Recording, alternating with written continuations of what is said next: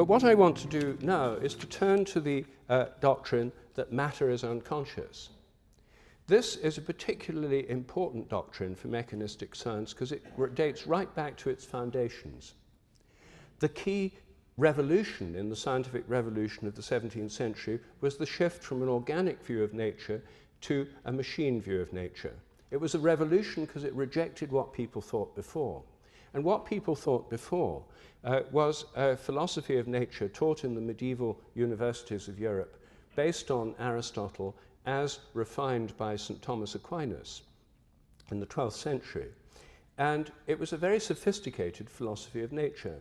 According to Aristotle and St. Thomas, all living beings had souls. And the soul of a living being was not some metaphysical thing to do with life after death. It was what gave it its form, its structure. The body was in the soul was not in the body. And the soul gave each kind of plant its form, its leaves, its flowers, its roots, its shape. And the soul worked by attraction. As the tree grew, it was attracted towards the mature form by the soul of the plant. It was like the form. In addition, animals had, as well as the vegetative soul that shaped their embryos and growth of the body and maintained its health, there was the animal soul, which was concerned with instincts, sensations, and movements. And of course, the word animal comes from the Latin word for soul, anima. Human beings had a vegetative soul that shaped the body, an animal soul that gave us our animal nature, our senses and instincts, and so on, are very similar to those of animals. But in addition, the rational or intellectual soul to do with reason, language, the mind, consciousness. But nobody thought that the human mind was totally separate from the rest of nature. It was embedded in a psychic system which connected us to animals and plants. And the whole world was alive. The earth was alive. The planets were alive. We still call them by the names of the Roman gods and goddesses. And the stars were alive. They were intelligent beings. So when a medieval person looked at the sky, they looked at a living universe filled with the presence of God. Every star was a living, intelligent being. Now, the mechanistic revolution replaced that with the idea that everything's a machine. The organic view of the Middle Ages was really a form of Christian animism. Plants and animals had their own purposes, their own desires. The soul gave them their motivation and their goal. The whole of nature had a purpose. It was striving towards the being of God, striving towards perfection. God was the prime mover of the universe, not by pushing it from behind, but by attracting it from the future. That view was destroyed and replaced by a machine view. The heavens became dead matter. The solar system became a mechanical clockwork-like system. Animals and plants became mere machines with no feelings, so it was all right to vivisect them or treat them appallingly in factory farms. The only thing that was left that wasn't mechanical in the world was the human rational mind. And that was the only thing left, except for angels and God, which were immaterial spirits like the human mind. This was Descartes' view, and it created an extreme dualism of body and soul, matter and spirit. So for Descartes, the whole world was mechanical, made of unconscious matter. Consciousness existed only in humans, angels, and God, and was separate from the rest of nature by being immaterial, not in space and time. This created a radical dualism between people and animals, mind and body, and between religion and science, because science got the realm of spirit, human minds, angels, and God, and religion got that, and science got the whole of the physical universe, including the stars and the heavens, which now became dead, unconscious, and inanimate. Well, that was the revolution, and matter in this view was defined as unconscious. No one did experiments accurate to many places of decimals. It was simply defined as unconscious by Descartes, and it's remained so ever since in the view of scientists, without further discussion.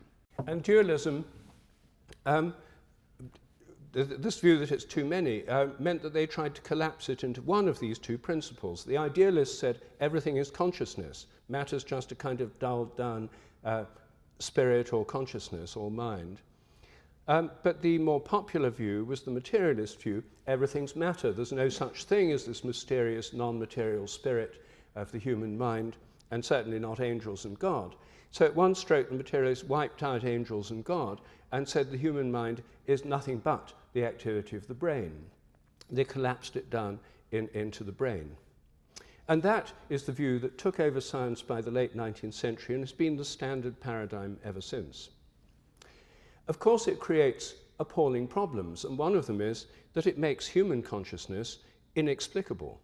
If matter's unconscious, how come we're conscious? Well, some philosophers of mind, materialist philosophers, say, well, there's a simple solution to that. We're not conscious. The mind is just an illusion. We're just machines. That's called eliminative materialism. And in the United States, throughout much of the 20th century, the official doctrine of academic psychology was behaviorism, which denied the existence of consciousness. It said the only thing you can measure objectively and scientifically are muscular movements and glandular secretions, and that's what scientific psychology should study, ignoring the folk belief in consciousness. Others take the view that consciousness is nothing but an epiphenomenon, a bit like a shadow of the activity of the brain that does nothing. And others take the view that consciousness is an illusion produced by the brain to make us feel good. None of these views say that consciousness does anything. We don't have free will. It doesn't actually do anything useful. It might just as well not be there. We might just as well be zombies or robots. And it's irrelevant to science because it doesn't really exist. The trouble is that this isn't a very convincing view even for materialists. I mean, they'll argue it at work, but as soon as they get home in the evening, they don't treat their spouses, their children, and their dogs as if they're inanimate machines. And they themselves don't believe that they're materialists because their brain makes them believe it. They like to think they're materialists because they believe in science, reason, and evidence. Yet their entire philosophical position undermines their belief, their belief in materialism. It's incoherent. That doesn't stop it being the dominant philosophy in all our universities and in almost all philosophy departments. It's the dominant view. But it's so incoherent and so difficult to square with observable facts that within consciousness studies, this is now very, very much disputed. There's been a breaking away from materialism by leading philosophers. One of the first to break away was Galen Strawson, a British philosopher who lives in America, who wrote a key paper a few years ago called "Does Materialism Imply Panpsychism?" to which he answered yes. Panpsychism is the idea that there's a kind of mental aspect to all kinds of nature, even electrons. And although he didn't give any details, he said this was the only coherent way we could explain the emergence of consciousness in humans. Because if you try and conjure it out of totally unconscious matter, it's really just reinventing dualism on a kind of evolutionary basis. More interestingly, and I think more coherently, the American philosopher Thomas Nagel wrote a book a few months ago, which I think is a breakthrough in modern philosophy. Nagel is a leading philosopher of mind in New York, and his book is called Mind and Cosmos: Why the Materialist Neo-Darwinian Conception of Nature is Almost Certainly False. His book was hated by the materialist militant atheist crowd. He was denounced as going off the rails and that kind of thing. But it's a deeply thoughtful and fascinating book. But of course, panpsychism is not new as a philosophy. It's what people thought in the Middle Ages, basically.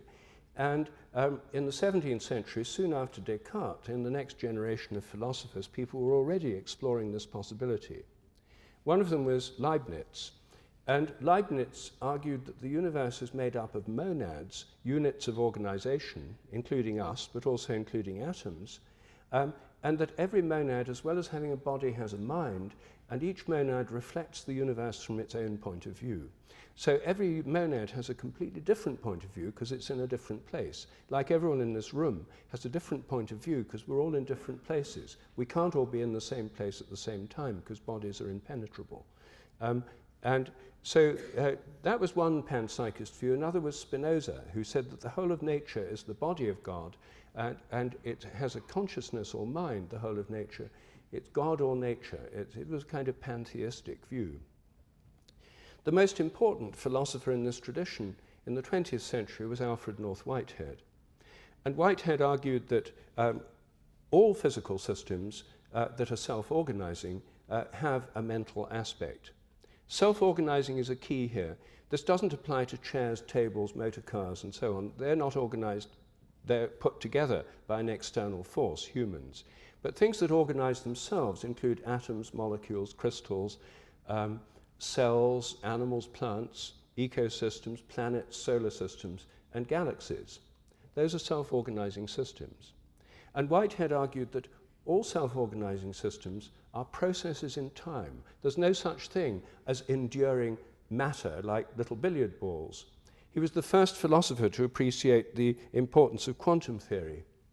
And what quantum theory shows is that even electrons are waves.